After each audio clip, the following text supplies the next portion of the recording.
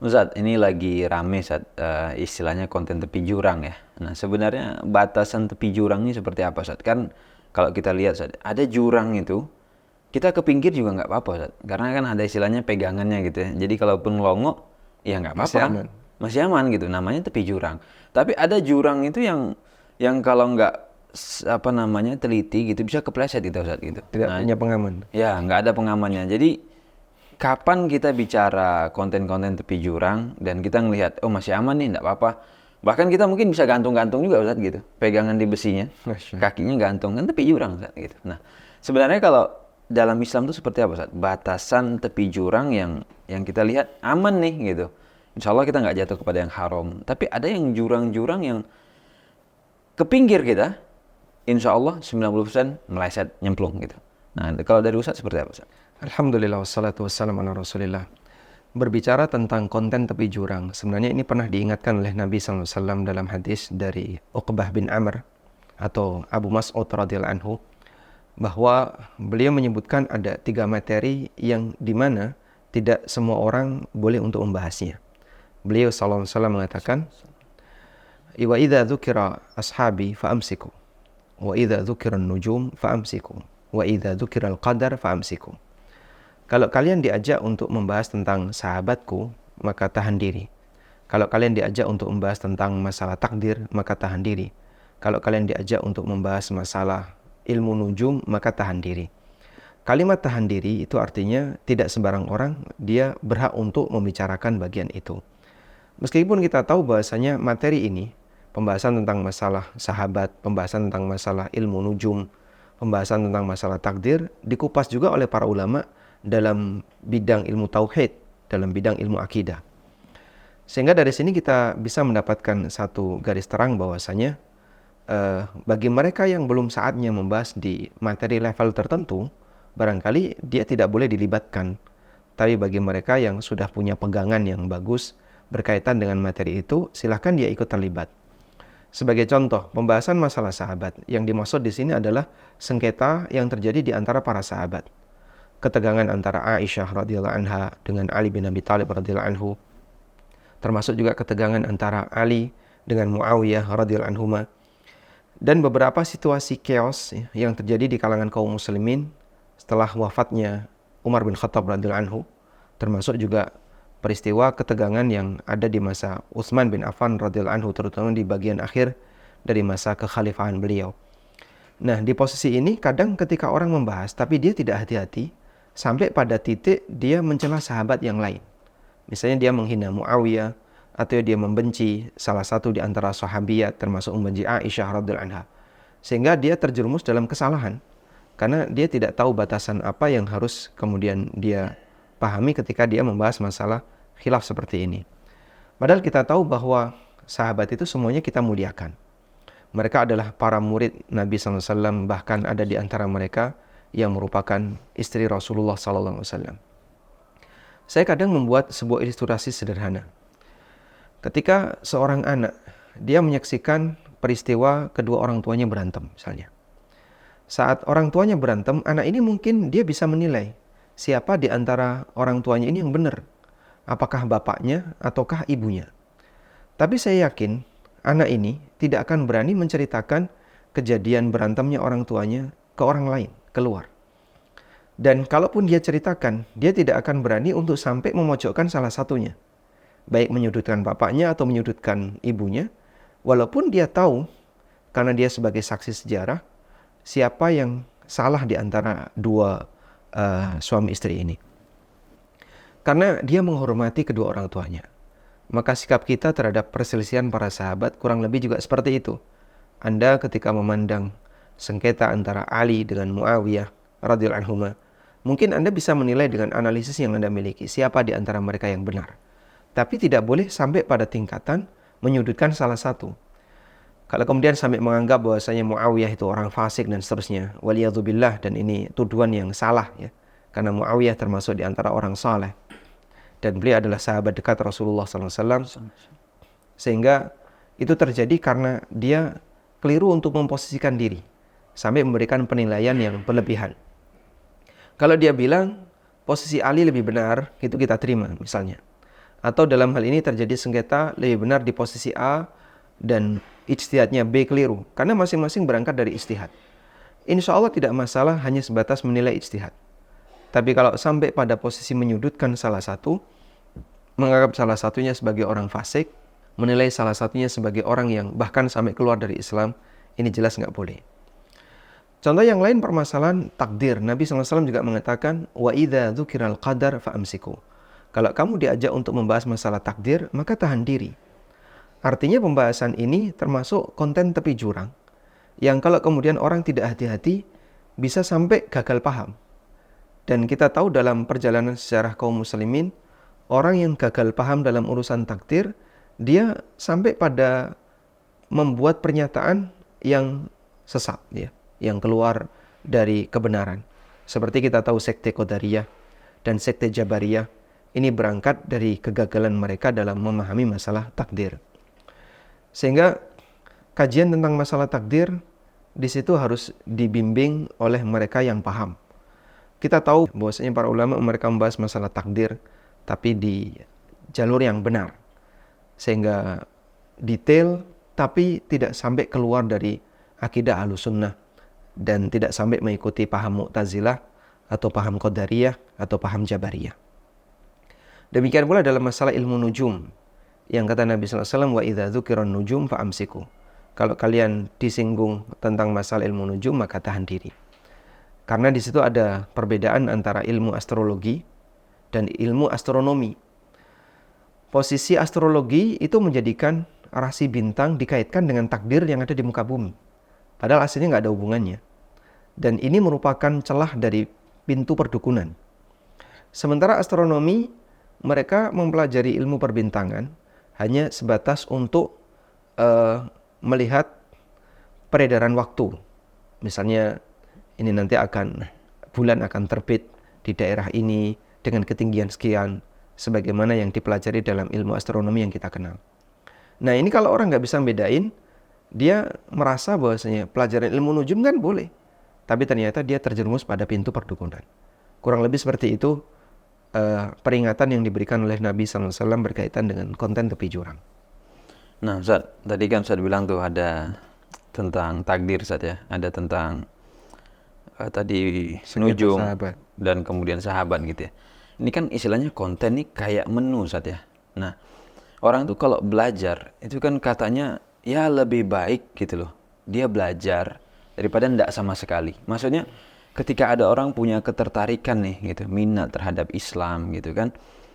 Itu kan kita sudah syukuri itu Ustaz ya. Kita sudah syukuri dan ayo kamu mau belajar. Dan ya lebih baik kita awali itu kan orang itu ketika kita mau ngajak dimulai dari kamu tuh sukanya apa gitu. Dari ketertarikan dia. Ah betul, apa yang menjadi minat gitu, apa yang menjadi ketertarikan. Dan ini sebagian orang berdalih dengan itu dan mengatakan ya saya minatnya memang di konten-konten yang tepi jurang gitu loh. Membahas tentang takdir itu menarik bagi dia Ustaz. Konten tentang sahabat, ini kenapa terjadi perang, terjadi fitnah, itu menarik. Sama tadi kayak misalkan bicara astrologi, astronomi, dan ilmu nujum, itu bagi dia menarik gitu kan. Sehingga kan tadi kalau kita buat klasifikasi, ada yang menunya level bawah, ada yang udah agak tinggi gitu Ustaz. Nah, boleh nggak Ustaz kayak kita milih, atau kita terpaksa nih, nggak boleh, kamu nggak boleh menu yang ini. Harus kalau mau belajar tadi, ya mulainya menunya yang ini. Nggak boleh kayak kita pilih-pilih menu kan gitu. Nah, kalau menurut pandangan Ustaz seperti apa kira-kira kalau kita mau belajar saja, kayak orang mau belajar gitu. Bisa jadi mungkin dia nggak paham definisi Islam gitu ya. Islam tuh apa sih gitu. Ya pokoknya saya nggak tertarik bahas ini gitu loh. Ini nggak menjadi minat saya gitu, nggak menjadi concern kita gitu. Ya lebih menarik kalau kita bahas sahabat gitu loh. Kok bisa perang dulu? Kok ini takdir tuh gimana? Nah, bisa nggak Ustaz kayak saya mau pilih yang ini, saya nggak mau yang ini gitu loh. Kan saya nggak suka yang ini. Jangan dipaksain lah gitu. Gimana Ustaz kira-kira? Memang dalam hal ini peran seorang guru sangat menentukan. Dan Ali bin Abi Thalib radhiyallahu anhu pernah memberikan satu batasan yang ini disebutkan dalam riwayat Bukhari. Ini perkataan Ali, bukan sabda Nabi SAW. Ali bin Abi Thalib mengatakan, hadithun nasa bima yafhamun aturiduna ayyukadzaballahu wa rasuluh. Ajaklah bicara masyarakat, sampaikan konten kepada masyarakat bima yafhamun, sesuai dengan tingkatan yang mampu mereka jangkau, yang mampu mereka pahami. apakah kalian ingin ayyukadzaballahu wa rasuluhu, Allah dan Rasulnya itu akan didustakan? Artinya, ketika orang menyampaikan sesuatu, pertimbangan ini perlu untuk dia cermati baik-baik. Bahwa seorang guru, dia harus menyampaikan sebuah konten yang kira-kira konten itu tidak menjadi pemicu orang mendustakan Allah dan Rasulnya. Kalau sampai terjadi demikian, maka dia harus bertanggung jawab. Gara-gara kamu menyampaikan seperti ini, sampai dia misalnya ingkar kepada takdir, misalnya. Sampai dia ingkar dalam masalah, dia meyakini ilmu nujum, tapi pada arah perdukunan. Atau sampai dia menyudutkan salah satu sahabat dan menganggap fasik sebagian sahabat. Kalau sampai pada titik itu, dia bertanggung jawab. Makanya posisi guru dalam hal ini sangat penting. Saya bisa mengambil pelajaran dari apa yang disampaikan oleh Abu Hurairah radhiyallahu anhu. Abu Hurairah radhiyallahu anhu itu diberi oleh Nabi SAW banyak sekali hadis. Termasuk diantaranya adalah hadis yang membahas masalah konten tepi jurang, yang itu bentuknya fitnah. Fitnah dalam arti chaos yang nanti akan terjadi di kalangan kaum muslimin pasca wafatnya Nabi SAW. Misalnya, besok ini akan berantem dengan ini, besok akan terjadi pembunuhan ini akan membunuh ini, dan seterusnya. Itu Nabi SAW pernah menyampaikan kepada Abu Hurairah radhiyallahu anhu. Sampai beliau pernah mengatakan dalam sebuah keterangan beliau yang diriwayatkan oleh Bukhari, Sami'tu an Rasulillah sallallahu alaihi wasallam wi'ain. Aku mendengar dari Nabi SAW dua bejana. Aku mendengar dari Rasulullah SAW dua wadah. Maksudnya dua wadah di sini adalah dua kantong ilmu. Kemudian beliau mengatakan, fa'amma ahaduhuma faqad bathathtuhu. Adapun kantong yang pertama aku sudah sebarkan. Wa ammal akhar, adapun yang kedua, falau bathathtuhu laqata'tu laquti'at hadzal bul'um. Adapun yang kedua, andaikan ini saya sebarkan, mungkin saya akan dipenggal. Sehingga yang kedua ini dirahasiakan oleh Abu Hurairah radhiyallahu anhu. Karena pertimbangan ini adalah informasi berkaitan dengan kejadian-kejadian chaos di kalangan kaum muslimin yang kalau ini saya sampaikan, mungkin orang akan tidak terima, orang akan kemudian merasa disudutkan oleh Abu Hurairah, sampai mungkin Abu Hurairah akan hilang nyawanya disebabkan karena dia menyampaikan hal semacam ini. Sehingga para sahabat itu mereka adalah orang-orang yang sangat pandai dalam mengatur materi apa yang harus disampaikan. Hudzaifah ibn Yaman sebagai salah satu sahabat atau bahkan satu-satunya sahabat yang mengetahui daftar orang munafik di Madinah. Tapi beliau menjaga amanah itu sehingga beliau tidak pernah sampaikan di muka umum hingga Hudzaifah meninggal dunia. Ketika Nabi SAW masih hidup, maka yang tahu daftar orang munafik di Madinah ada dua, Rasulullah SAW dan Hudzaifah ibn Yaman. Ketika Rasulullah SAW meninggal dunia, maka satu-satunya orang yang tahu daftar orang munafik di Madinah tinggal Hudzaifah. Tapi beliau menjaga amanah rahasia itu sampai beliau meninggal dunia. Sehingga sampai pun Umar bertanya kepada Hudzaifah, hal sammani Rasulullah SAW, apakah Nabi SAW menyebut aku dalam daftar orang munafik yang disampaikan kepadamu? Karena Umar kita tahu beliau sangat ketakutan terhadap kondisi seperti ini. Jangan-jangan ada kondisi di mana Nabi SAW menyebut beliau sebagai daftar orang munafik. Yang itu bukti bahwasanya Hudzaifah tidak pernah menceritakannya. Sampai Amirul Mukminin tidak diberitahu tentang itu. Karena ini contoh menjaga amanah. Nah, sah-sah saja misalnya kita bicara masalah ketertarikan yang tadi disampaikannya. Saya lebih tertarik bagian ini. Sah-sah saja mungkin dia berangkat ketika punya ketertarikan untuk belajar Islam, berangkat dari titik yang dia punya minat di situ. Tapi harus ada bimbingan guru.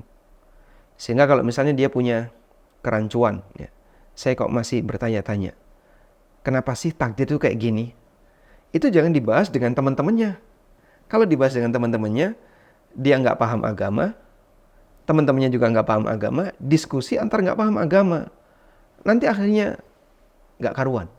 Dan bahkan sampai pada titik ketika logika bermain dominan, akhirnya dia merancang sebuah akidah pakai logika. Yang mungkin itu adalah penyimpangan. Tapi kalau ada guru misalnya, Anda sah-sah saja misalnya bahas masalah takdir. Saya ingin tanya masalah takdir. Saya tertarik bagian ini. Tapi ada guru yang membimbing, insya Allah tidak masalah. Semoga nanti bimbingan guru itu bisa mengarahkan Anda pada kesimpulan yang benar. Tapi kalau kemudian Anda dilepas ya di konten tepi jurang, namun tidak ada garis pembatas, ya mungkin seperti tadi, ini jurang, tidak ada pengaman. Lalu Anda duduk-duduk di situ, sementara Anda tidak punya keahlian untuk lompat, tidak punya keahlian untuk misalnya Anda tidak bisa menghindar ketika terjadi tanah longsor. Beda dengan mereka yang sudah terbiasa dengan situasi itu, dia tahu mana titik yang aman, mana titik yang berbahaya. Maka di bagian ini Anda perlu seorang pembimbing, perlu guru dalam hal ini. Wallahu a'lam. Baik Ustaz, kalau kita tadi singgung takdir Ustaz ya. Takdir nih, karena memang menarik kan. Ini kan bicaranya nanti nyinggung ke tauhid gitu ya, seberapa kita beriman kepada Allah dan seterusnya. Dan itu menjadi hal yang penting ya kalau kita bicara iman. Kemudian kadang itu kita berpikir dulu Ustaz, yang ngajari Nabi Adam, kan kalau kita tarik ke sana Ustaz ya, Nabi Adam, kemudian iblis, itu gurunya siapa Ustaz? Kalau tadi katanya Ustaz kan ini orang belajar itu butuh guru gitu ya. Nah dulu kan belum ada guru, ketika Allah ciptakan sudah ada iblis, sudah ada Nabi Adam. Terus kemudian gurunya siapa? Kan kalau secara logika gurunya cuma satu, ya Allah yang ngajari gitu. Tapi kenapa yang satu pinter gitu ya? Anggap Nabi Adam kita bilang pinter, lurus dia. Sementara si iblis mungkin dia nyeleweng gitu. Ada murid, ya namanya murid mungkin nakal gitu ya kalau kita mau buat analogi gitu. Nah bisa nggak iblis tadi tetap kita bilang dia masih dalam ranah tauhid gitu saja? Karena dia kan ngakui Allah gitu. Allah yang menciptakan dan yang lain. Nah karena kadang-kadang juga kita kalau bicara belajar tuh kan nggak semua murid pinter saja gitu. Dan apalagi tadi kalau kita mau kaitkan lah gurunya Allah saja gitu. Itu ada yang kalau bahasa Jawanya muridnya nakal beleleng gitu ya saja. Jadinya kayak iblis gitu. Nah, apalagi kalau gurunya kayak ya ustaz-ustaz biasa gitu. Jadi ya mungkin bisa dimaklumi lah ustaz gitu. Nah itu gimana kalau seperti itu? Kalau kita bicara ilmu itu dari siapa? Semuanya adalah dari Allah. Karena dia satu-satunya yang maha mengetahui. Dan dia berikan sebagian ilmunya kepada hambanya. Sesuai dengan apa yang dia kehendaki. Sehingga kita tahu tentang wahyu-wahyu Allah. Kita tahu Al-Quran, kita tahu isinya, kita tahu maknanya. Karena Allah ngajari kita. Sebagaimana yang menjadi pengakuan para malaikat. Ketika malaikat tidak diajari oleh Allah, mereka mengatakan subhanaka la ilma lana illa ma 'allamtana. Masih Engkau ya Allah, la ilma lana, tidak ada ilmu bagi kami illa ma 'allamtana, kecuali ilmu yang Kau ajarkan kepada kami. Dan Allah mengatakan tentang manusia, 'allamal insana ma lam ya'lam. Dialah yang mengajarkan kepada manusia apa yang tidak dia ketahui. Maka sumber ilmu adalah Allah Subhanahu wa taala. Nah, tentang Adam alaihissalam, kenapa beliau punya ilmu sementara iblis tidak punya? Karena yang diajari Adam. Dan iblis tidak diajari sebagaimana yang diajarkan oleh Allah kepada Adam. Allah berfirman, wa'allama Adam al-asma'a kullaha. Dan Allah mengajarkan kepada Adam semua nama. Sementara ini hanya untuk Adam. Malaikat saja tidak diberitahu. Maka saat malaikat diminta oleh Allah Ta'ala, faqala anbi'uni bi asma'i haula, qalu subhanaka la ilma lana illa ma 'allamtana. Allah perintahkan kepada malaikat, ceritakan kepadaku, sampaikan kepadaku nama-nama semua itu. Mereka bilang, kami nggak punya ilmu. Itu pengakuan malaikat. Sehingga dalam posisi ini, karena malaikat tidak diberitahu oleh Allah, tidak diajari oleh Allah, malaikat nggak tahu. Baik, selanjutnya kalau kita berbicara tentang iblis ketemu Allah Ta'ala dan bahkan berdialog langsung dengan Allah, suasana dialog langsung dengan Allah Ta'ala itu tidaklah menunjukkan kalau dia adalah hamba yang istimewa. Dan kita bisa buktikan, contohnya adalah iblis. Karena bisa bentuknya dialog dalam kondisi Allah murka, bisa bentuknya dialog dalam kondisi Allah ridho. Kalau berdialog dengan Allah dalam kondisi Allah murka, berarti tentu saja ini adalah bukti Allah tidak mencintainya, bukti Allah membencinya, seperti iblis yang dia membangkang. Nah, kemudian keberadaan iblis yang dia membangkang, padahal dia pernah berdialog dengan Allah. Iblis punya ilmu enggak? Punya, sesuai dengan apa yang Allah berikan kepadanya. Misalnya ilmu tentang bagaimana cara dia beribadah sebelum Adam diciptakan, kan iblis ahli ibadah. Kemudian iblis dia berdialog langsung dengan Allah. Tapi ketika dia membangkang, kita hukumi dia sebagai pembangkang. Dan Al-Quran menghukumi dia sebagai pembangkang. Aba wastakbar. dia bangkang, dan dia bertindak sombong. Sehingga tidak mau tunduk kepada Allah Ta'ala. Maka kalau disebut bahwasanya iblis itu